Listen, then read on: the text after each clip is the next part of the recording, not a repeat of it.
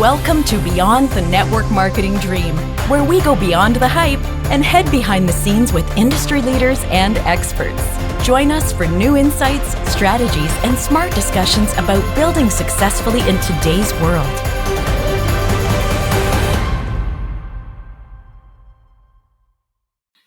Richard, it is great to be with you today.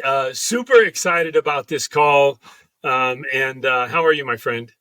I'm doing absolutely wonderfully. It's been a while coming. I'm so glad to be in this call with you. I am as well. So maybe a great place to start is, for context, is just your history in the industry. Give everybody a little bit of a taste for where you started, how you got into the industry, and that's probably a good place to start. Okay, well, I was running a big ad agency in Cape Town. It's a property ad agency, and a director of a company walked into our boardroom and said they were looking for somebody to do some advertising for them. And they were an MLM business. And they explained to me how their MLM business worked, and I was just blown away by the concept. I'd never heard of it.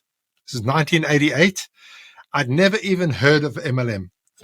Anyway, so we got really excited about this. I mean, we thought this is the best thing ever. We went out shopping for Ferraris immediately, as one does. And so we started developing all of the documentation and all of the stuff that an MLM company needed in those days. And it was sort of before the days of software as a service. And it was, so you didn't have an online presence really. Everything was done manually in those days. So it was application forms and, all the kind of stuff that went back in those days. Anyway, after about 3 months of working with this guy, he suddenly just disappeared off the planet. And it turns out that he was a US-based guy and he was in South Africa, and he turned out he didn't want to stay in South Africa because he was having problems with his visa or something. And he pushed off back to the States and, of course, didn't pay his bill. Nice of him. So if you find him, his name is Gert van Zyl. If you find him, please track him down and let me know. Anyway, but I was left with all of this content and all of these ideas. So I thought, well, how hard can this be? So what can possibly go wrong? And all great disasters start with the line, how hard can it be, I think. Anyway, so we went and spoke to a company in South Africa that did timeshare, and we came up with a deal with them where we would actually sell timeshare through multi-level marketing. And we launched this MLM business in 1989, and it just exploded on us. It was just insane. We were signing up thousands of people a day, well, not a day, a month, and this business was just exploding. Mm-hmm. And then all of a sudden, this company, they couldn't deal with the volumes. We were sending them too many leads and they couldn't deal with it. And they pulled the plug on us and just took the business out in a heartbeat. One day we were going, the next day we were gone. And so I got myself pretty badly burnt. I learned a lot of very expensive lessons in the process of that. And so that was my first experience of MLM. And at the time, were you still running the advertising agency at the time? Yeah. So my partner focused on the ad agency and I focused on the MLM side of it. And so, I mean, I got myself pretty badly burnt with that exercise, because you can imagine suddenly you've got people who aren't getting paid commissions because the company owes us money and they weren't giving us the money, and they'd canceled the agreement. So there was court action happening and it was a mess. So today, not to jump forward, but I want everybody to have context as we go through this call. MLM for CEOs. Tell us about what you're doing today and focused on, and then we'll backtrack a little on the history. Well, MLM for CEOs is a channel that's aimed at the C-suite. So I want to talk to people who were in my position in 1988 who see the opportunity that MLM presents, but don't know what they don't know. And it's so easy to think that this is a simple game, because what you do is you sit down with your spreadsheet and you go 2, 4, 8, 16, 32, 64, 128, 512, and you do this exponential calculation and you go shopping for Ferraris. But the thing is that this is an extremely complex business, and you're dealing with a normal company, plus you're dealing with an army of volunteers. And these two things are totally different animals. On the one Mm-hmm. side, it's like running a church. On the other side, it's like running a really big business. And when these businesses take off, they are exponential in their growth curve. So you can go from 1,000 people to 2,000 people to 4,000 people to 8 to 16 to 32,000 people, literally in the matter of months. And so we've seen companies, one of our clients went to 115,000 people in their first 12 months in business. Now, the issue is there are all sorts of challenges that come into play around these businesses. There's challenges if they're not growing, and there's challenges if they do grow. There's no such thing as a linear multi-level marketing business. It just doesn't grow in a linear fashion. It's exponential. So it's exponential. If it succeeds, it succeeds too big. And if it fails completely. It doesn't seem to be a middle ground between those two things. Mm-hmm. And so what I wanted to do is put together a channel that talks to all of the issues that the C-suite faces when they get into multi-level marketing and they start setting up an MLM business, because they don't know what they don't know. And I came at this having run two major companies. I ran a big courier company. I ran a big ad agency. So I knew how to run companies. I got into the MLM space and I didn't know what I didn't know. And I burnt myself really badly in the process. Mm-hmm. And of course, learned a lot of hard lessons. Subsequently, I started another company in the early 2000s, which was a roaring success. And I've been involved in, 6 or 7 major success stories in the MLM space, where I've either been in there as a consultant or some form of service provider with our IT solutions, etc., to help grow businesses. So it took me 10 years though to put that experience behind me to actually recover from that and actually have another go at MLM. Well, one of the things I appreciate about your perspective, you really have come from all sides of it in your 35 years. You've built multiple times in the field.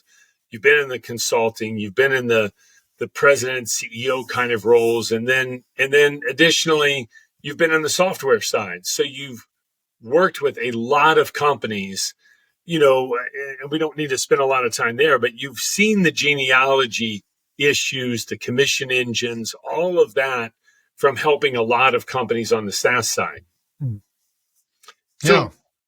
So talk to us. Let's talk a little bit and drill down on that difficulty. It's difficult because of the exponential nature of network marketing and some of the things you touched on, but I think it's gotten even more complex. I'm sure you would agree today when we start talking about the different type of plans, and you look at social media and affiliate marketing. And I'd like to talk a little bit about the difference between affiliate, MLM, and direct sales. Could you educate everybody just a little bit? I think there's some nuances there, and I'm hearing more and more often people throwing these into the same bucket almost, and they're not. No, they're not. You're 100% correct. So let's just talk about direct sales. So a typical direct sales business is someone like a Tupperware. I'm sure you've heard of Tupperware. So they sell these amazing plastic containers. And the way their structure works is that I become a dealer with them. I purchase the products at a discount and I sell them on at a profit. There's a team leader who looks after me and she makes a small overriding commission on anything I do. Above that, there's an area manager who looks after the team leaders. And above that, there'll be a regional manager who looks after the area managers, etc. So there's a very strong, structured hierarchy, and it's very much area based. So if you're a team leader in Quebec, then you are dealing with people in your specific area, and you're not dealing with an extended network of people, and the structures are very strong, and getting up the ranks is quite difficult. You have to be nominated. You have to be specially trained. You can't just become a team leader, etc. So it's a much more structured approach. Is that always, that's almost always, I don't think I realized that part, that's almost always true in direct sales, where it's more regional and more structured from the hierarchy, from the organization down? 100%. And you'll see specifically companies like Rainbow or Kirby or Forvac, who are selling high-priced vacuum cleaners, is a prime example, where there's a real need for training and for management and for making sure that the salespeople are actually doing the number of calls. You'll find that those businesses are typically, they're direct selling companies with very strong regional bases, and you cannot sell outside of your areas. You can't, your networks can't grow outside of the areas. You can promote people out of your networks, but there has to be an area for them to move into, and they leave their team behind. And there's a whole lot of stuff around direct selling.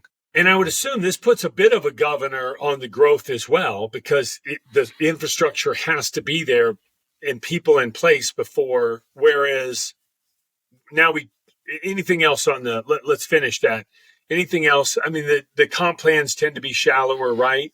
And the commissions for selling tend to be a little bit higher for the individual seller of the product. Is that true? That is true. And also it is a top-down approach. With multi-level marketing, it's a bottom-up approach. I sign up as a consultant and I grow through the network by building my team. With direct selling, it tends to be a top-down approach. We appoint a regional manager. The regional manager finds the area managers. The area managers find the team leaders, and the team leaders find the network of people who are going to be doing the selling. So it becomes a top-down approach. There's not a lot of incentive for me as a consultant on the ground to actually recruit anyone. Now, some companies, direct selling companies, try to utilize some sort of overrides to try and drive that process of bringing people into the network. But because it's so regionally ring-fenced, it's very, very difficult to just sign up people, because you have to sign up people in your area, and the areas get saturated quickly. And generally, you don't know people in the adjoining areas. It's difficult to get into that. So it's much more top-down. You advertise for people, you bring them in, you train them up. There's a lot of training, and then you manage them. So that's traditionally how the direct selling side works. And then we can talk about MLM and affiliate, but I think what's really important here for a lot of organizations is they're trying to sometimes jump. I see a lot of it with affiliate marketing. MLM companies are trying to jump into affiliate marketing, and they're not thinking about any of the unintended consequences to the current organization, the structure, delivery of the product, and a whole host attribution and a whole host of other things. And you do have to begin with the end in mind a little bit. So, as we talk about this, we can jump to MLM, but a lot of problems. What are you seeing in that, in relation to that?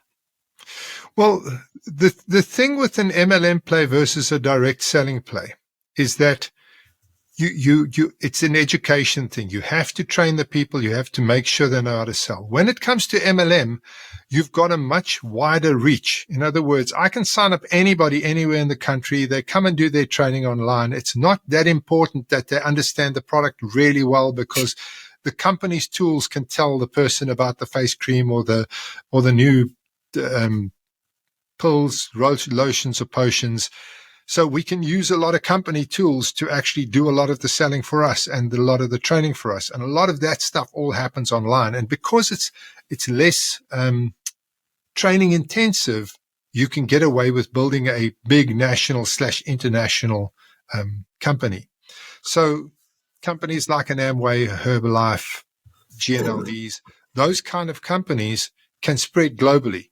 Because if I'm living in LA and I've got somebody else living in New York, I can call them up. I can tell them about the business. I can get them signed up, and I can point them at all of the company training, and off they go. I don't necessarily need to be in the same space. And because I'm signing up a hell of a lot of people, the tendency seems to be that you get a lot of churn. In the direct selling side of things, you don't get as much churn. Your churn rates are much, much lower, because the person is highly trained and therefore successful and therefore generating an income. So your churn rate is much lower in the direct selling. In the MLM, you're not having that training side of things. So what tends to happen is the guys are not as successful. They don't make as much money. And then the churn rate is high. And I think that's one of the reasons why why our industry has a bad name. And let's not kid around the block here. Right. The industry does not have a great name. And I think the reason being is this exact thing. Sorry? Really? Seriously? Yeah.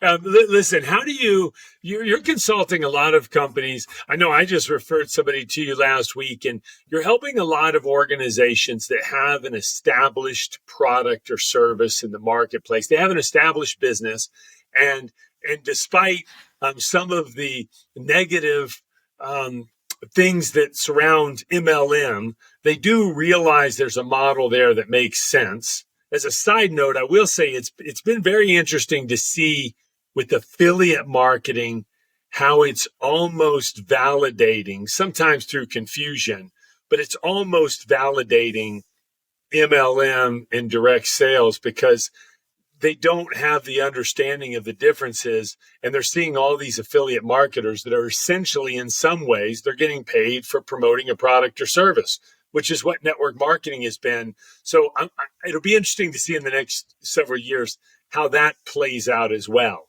Yeah. You know what I'm saying? But going back to, listen, you're helping a lot of organizations. When you sit down with them, I know you can't give them a whole tutorial on the differences in all these verticals. How do you decide internally in your own mind, like which vehicle is best for a particular company? How do you help them navigate some of those decisions? Well, look, for me, it starts off with what is their product? Mm-hmm. And what level of input do they need from their client base? So a company came to us recently. They've got an internet-based product where they have to go into the person's home. They have to do an installation. There's a whole lot of work that needs to happen around the product. And that would be much more suited to a direct selling approach. Because we have to have trained installation, we have to have trained salespeople. They have to really go in and understand the product. We have another client of ours who sells insurance products, and there, what it is a referral business. So what happens is I send out a link, the person grabs the link, they click on the link, the company phones the person, closes the deal, and the sale is made, and the person gets paid for sending out the link. Now, that would be much more geared towards a MLM or affiliate type of approach. Yeah. But what I'm finding is that because of all of the competition in the affiliate space, where these affiliate marketing companies are desperately trying to acquire affiliates, what I'm finding is that they are building a lot of MLM strategies into their affiliate programs. So I go in and I have a look at an affiliate program, and in the old days, you would get like a straight 30 or 40% forever. You sign up a person in ClickFunnels and they'll pay you 40% and off you go. You sign up 100 people, whatever the money they're making is, you get up to 40% out of the deal. Now I'm seeing companies coming out like Funneler who are saying, hey, we will give you an infinity bonus. Fundamentally, what they're doing is they're providing a infinity bonus, infinitely deep on anybody who joins the business from your introduction. And they're working on this infinity bonus, and they are creating leadership bonuses because what they want you to do is find other people like yourself and get them going. Now, I mean, that's a multi-level marketing play to an extent. Okay. They don't have all the recognition and the incentives, and they don't have all of that stuff. But what they're doing is they're adopting some of those MLM strategies because they know that people are looking for ways to earn. Are they just taking 1 or 2% from that structure? Because they can't take too much from the affiliate side. Otherwise, they're not competitive right in that space. So how do they deal with the affinity bonus? Well, they're saying to the affiliates, look, with any other company, you get 40%. Okay. But you get 40% only on the people that you bring in. What about the people they bring in, and the people they bring in, and the people they bring in infinitely deep? You get 0 on those. So what we're going to do is we're going to give you 20%, but we're going to give it to you infinitely deep. And so now suddenly I'm not just earning 40% on the people I bring in. I can earn 20% infinitely deep on a global network of people signing up all over the world. I mean, this is the network marketing model for affiliates. Is that going to, what's your thought on that? Do you think it's I think it's going to kill. I think it's going to be amazing. Yeah. I think it's going to be amazing because if I'm an affiliate marketer and I'm working for company A and they're paying me 40% front line, and I see, hey, company B will give me 20%, but it'll give me infinitely deep. well, Yeah. I'm going to swap my efforts over here, because why would I want to work with a company that's only giving me frontline commissions when I could do the same amount of work but earn infinitely deep? Because you know what happens. I Yeah. introduce you to the thing. You decide you want to become an affiliate as well. Fantastic. Now you go out and you bring in 2, 3, 500, 1,000 people. I make nothing on that. I would rather make 20% on my own efforts, but 20% on everybody else's efforts in my network. So I'm going to be fascinated to see. I just wonder, in MLM, so much of it is about culture and team building, and that creates some of the stickiness, the culture. The affiliates feel a little bit more like a hired gun to me. They want to get paid. And when you tell them that they have a big audience and they're going to get half the commission, and they say, I don't really care about recruiting anybody. I don't want to deal with that. But I have an audience and I want to sell. They're a hired gun, and they might want to just go to the highest bidder. And they're like, somebody else is selling a very similar product that I can sell to my base, and they're going to pay me twice as much money. I just wonder if you won't have so many people jumping ship all the time for the next highest. If you come for the money solely, you tend to leave for the money. It'll be interesting. I'm curious to see. So the thing is, how do you, as an affiliate marketer, okay, there's two problems with affiliate marketing. The first problem is that I have a look out in the market, and then I become an affiliate for 500 companies. I keep on joining different, and I'm joining every company, and I've got no focus on anything. Mm-hmm. I get a few people here and a few people there, and I'm earning peanuts though, because, and I mean, even if it's good money, it's still peanuts in compared to what's happening, because the company gets me to sign up a whole lot of people, but I potentially know people in my network who have got big networks themselves. Because let's say you follow MLM for CEOs. I introduce you to MLM for CEOs on an affiliate program, but you know 10 people who you actually, just purely by telling them about MLM for CEOs, they decide to join. Now, that's cool. You're getting money on those 10 people, but I'm not.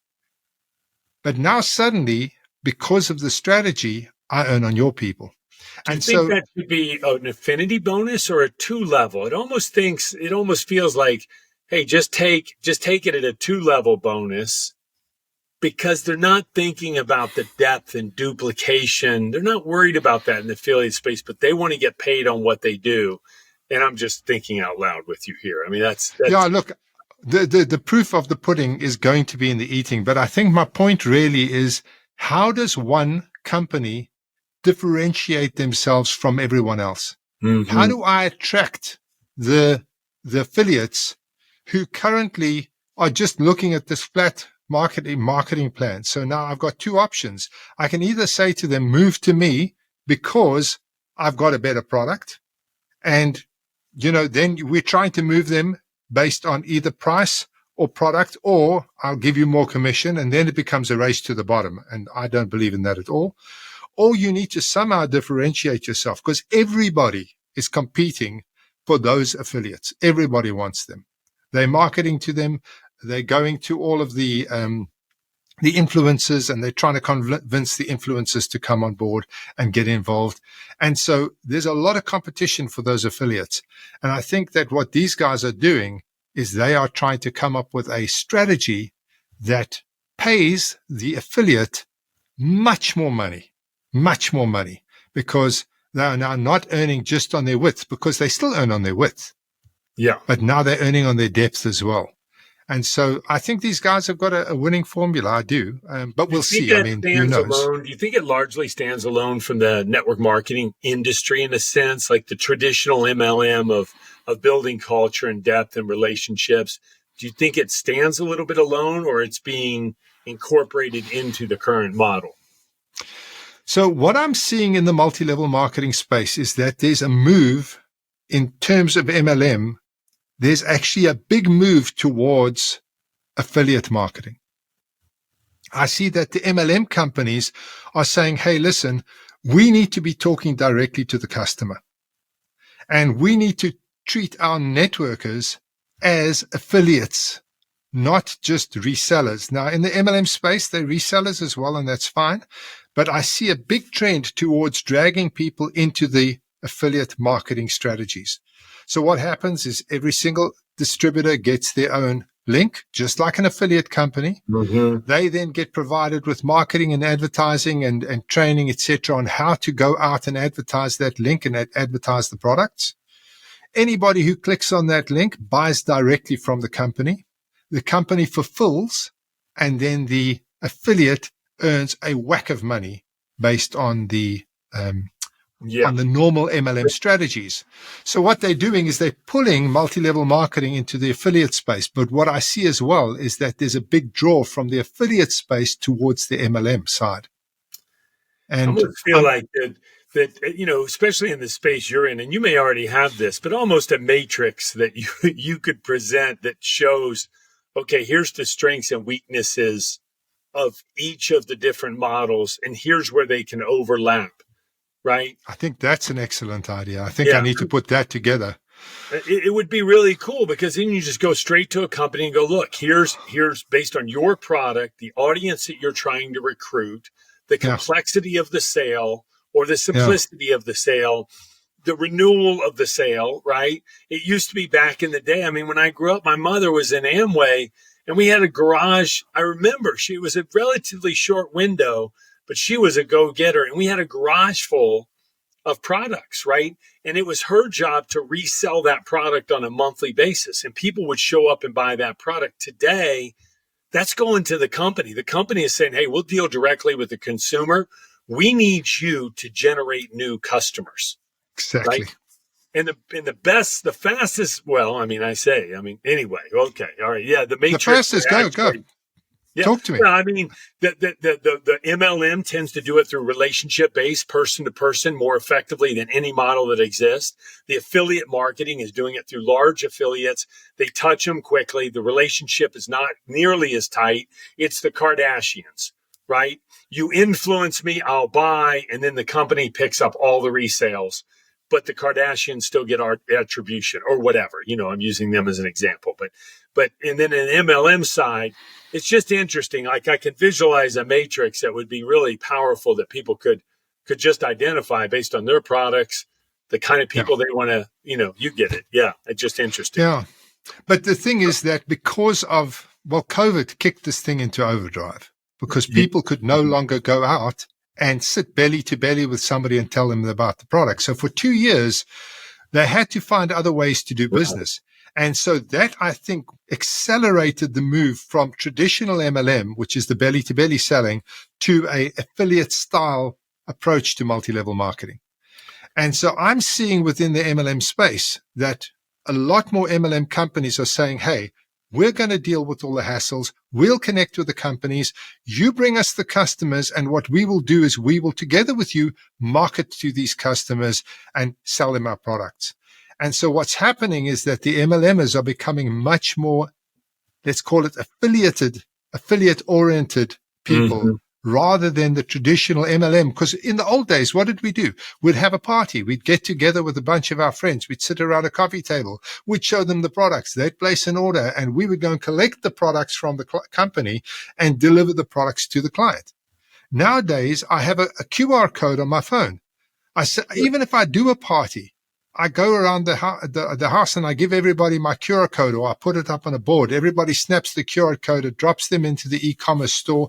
They place their orders. The product is delivered straight to them. The whole thing is done and handled by the company. Now, the advantage of that is the company now owns the customer. So the advantage to the company is just phenomenal, because even if the affiliate leaves, the company still owns that customer and can continue to market to the customer. But the benefit to the affiliate is, even if the affiliate isn't working aggressively in the business, the company is marketing directly to their client base, and they continue to earn. So the move towards a more affiliate-oriented MLM play seems to be taking off and seems to be gaining a lot of traction out there. And the traditional forms of doing MLM seem to be, I won't say fading into the background, but much less prevalent. I mean, you've got a prime example. Your RapidFunnel product, absolutely awesome product. But a large chunk of what happens there is I send out my link. The person connects with company produced material. They then make a decision. They click on a link, they register, they sign up, they buy the product, they do whatever. My connection and contact with them is just a case of continuing to send out the link and continuing to have them engage with me until such time as they buy. And everything that I'm doing is created by the company. So the company creates the links and creates the advertising, creates the marketing material.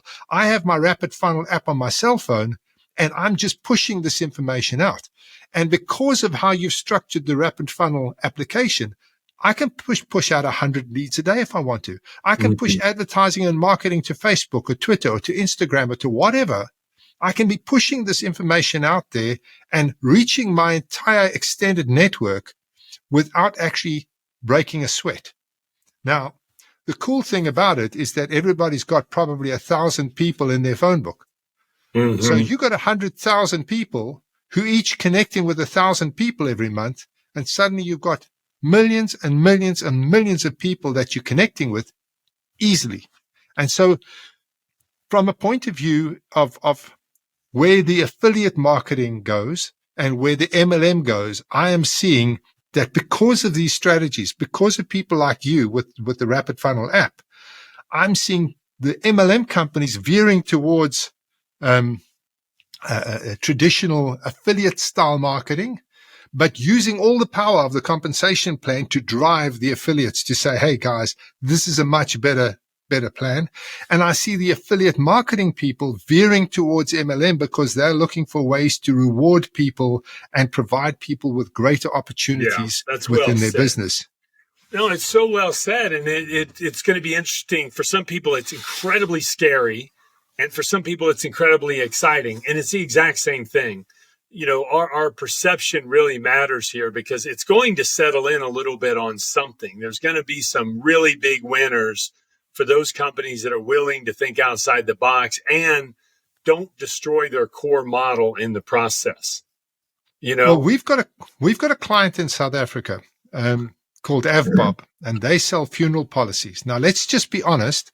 Funeral policies are probably the least exciting product on the planet to sell. I mean, really.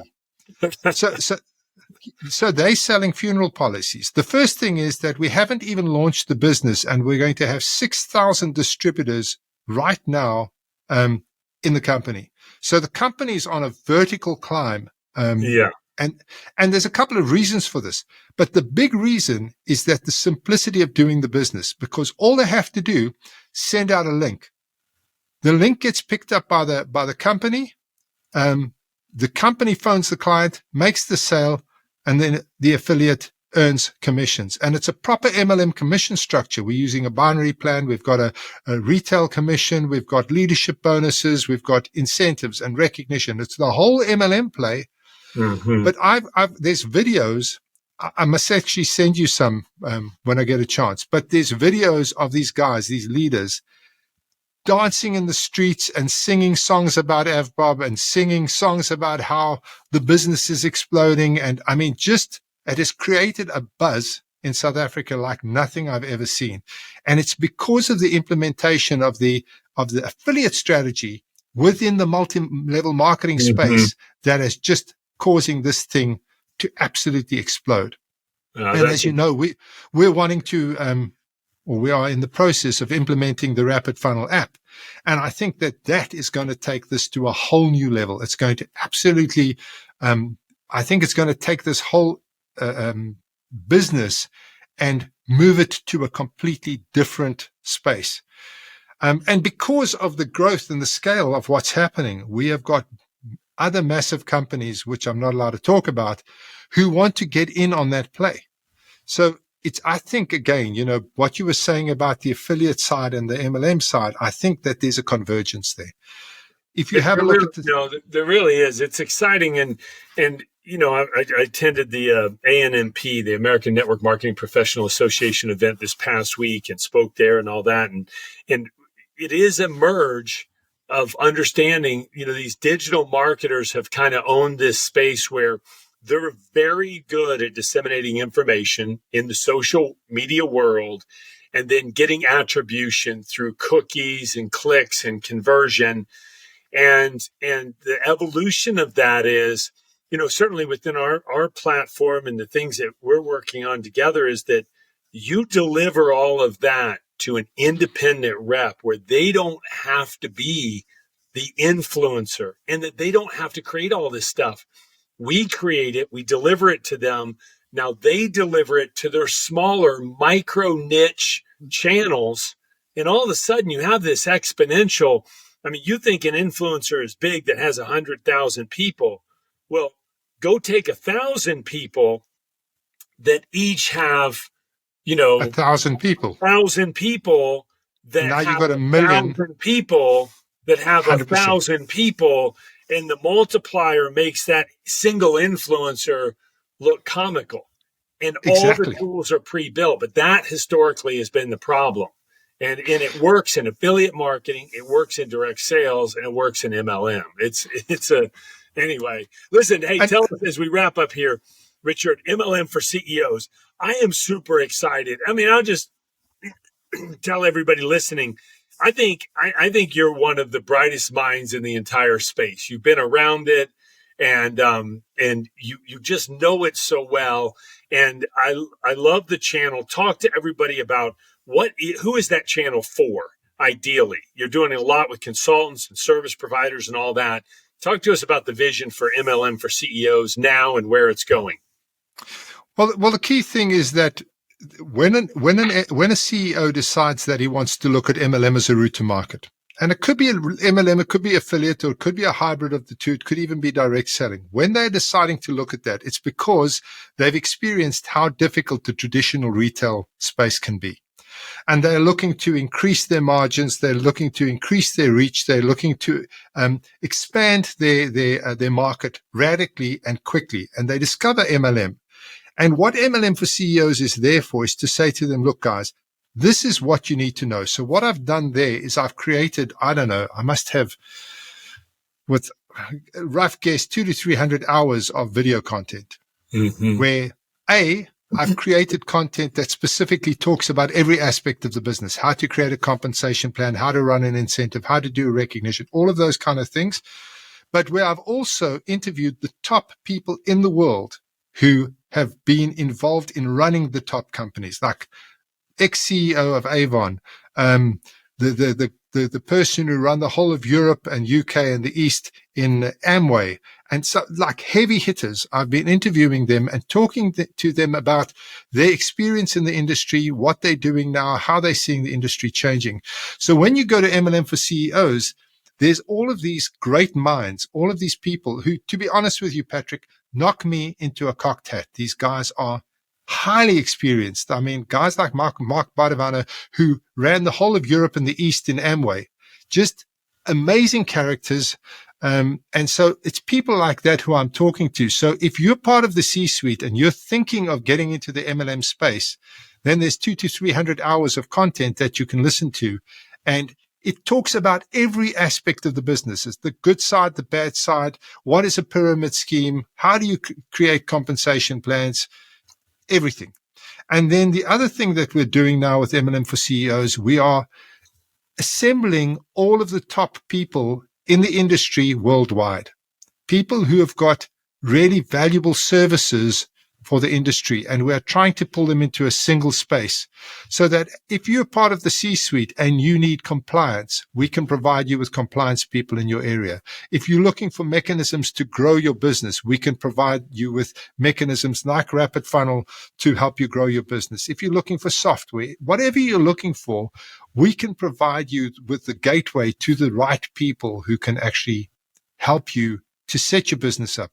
And I can tell you right now, nothing replaces having an expert in your corner to grow your business, especially a space that you're not familiar with. You get them in, they shortcut all of the pain, and bear in mind that these businesses grow crazy fast. I'm just going to do a quick calculation because I'm a bit useless with my maths. So on average, an average size multi-level marketing company is 30,000 people. The average amount of sales, for example, in Europe is about 2,500 rands per 2,500 euros per MLMer. So if you've got 30,000 active multi-level marketing distributors, that's you're doing that's annual sales. Annual sales, yeah. Yeah. You're doing about 75 million euros a year. Mm-hmm. Now, 75 million euros a year, that's a reasonable sized company. Now, that's just average 30,000. A company like Amway's got millions of people. They did $11 billion a couple of years ago was their top turnover. Avon also somewhere in the $11-12 billion. So an average size company will generate about 75 million euros. So when you start these companies, if you think about, if you're trying to start a tuppenny halfpenny company, well, this is the wrong space to be in, because if you get it right, this is literally a license to print money. And I think that's the biggest thing, right? Is if you get it right. And so many fail, but they fail just because they just didn't have quite enough knowledge, or they couldn't avoid the landmines that are in front of you. I mean, they're above the water. You can see them. Your ship's going through, but there are landmines, and there's a lot of history here. And with a little bit of education, you really can protect yourself from the high failure rate, right? Would you agree with that? It's even more dangerous than that, because what happens is companies come in, they don't understand the compensation plan. So they put a compensation plan together. They don't realize that they are falling foul of the pyramid scam rules. Next thing, there's a team of police sitting on your doorstep, taking your car and your house and your wife and your children and putting you in jail. And so this is not a space to mess around in. You cannot mess around in this space, because the consequences are dire. They call it a Ponzi scheme, and you go to jail. You know, you do not pass go, you don't collect 500, you go straight to jail. Yeah, and people are creative too. And if you don't understand the unintended consequences, structure drives behavior, incentives drive behavior. You get the structure wrong, you get the incentives wrong, and all of a sudden you've been gamed to death by very creative people, and it's completely 100%. your fault.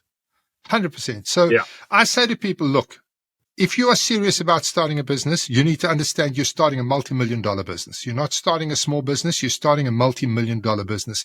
And you need to get people in your corner who can actually help you run and manage your business. One of the things that we're doing with MLM for CEOs, we've got this thing called a partner program, where we go into the business as, let's call it, full-time consultants. We take a position in the network. That's how we get remunerated. And we help the company go from zero to $1 million a month in turnover. And so our goal is to be in the company's corner to really drive that process, to give them 35 years of experience to build their business. And so that's something that we are looking for. We're very careful about who we take on, because, you know, we have to be able to work with the person. They've got to be receptive to the ideas. A lot of CEOs are A-type personalities, and they obviously know exactly how to do everything, and very, very difficult to swing them in any direction. So we need to have people who accept that there's a way to do these things. And then we're interviewing companies, and those companies who are excited about this concept, we go in there and we partner with them and we help them succeed. So Emily, that's kind of the story of MLM for CEOs. I love it. How do people, if they want to reach you directly, Richard, what's the best way for them to do that? Well, the first one would be richard@netready.co.za. So that's richard@netready.co.za. What you can do is you can check me out on my LinkedIn account, which is Richard Sletcher. That's S for Sally, L-E-T-C-H-E-R, Richard Sletcher. And then we have got a YouTube channel called MLM for CEOs. That's MLM FORCEOS. Where we've got all of our content, and that's free. There's no cost or charge to that. You can go along. All of that content is absolutely free and open. We just want to really, in that space, help as many people as is humanly possible. Richard, it's always good spending time with you, my friend. I always enjoy it. Thanks so much for being on the show. It's been an absolute pleasure. Thanks a stack, Patrick. Thanks for listening. If you know someone who would be a great guest for the show, send an email to beyondthedream@rapidfunnel.com.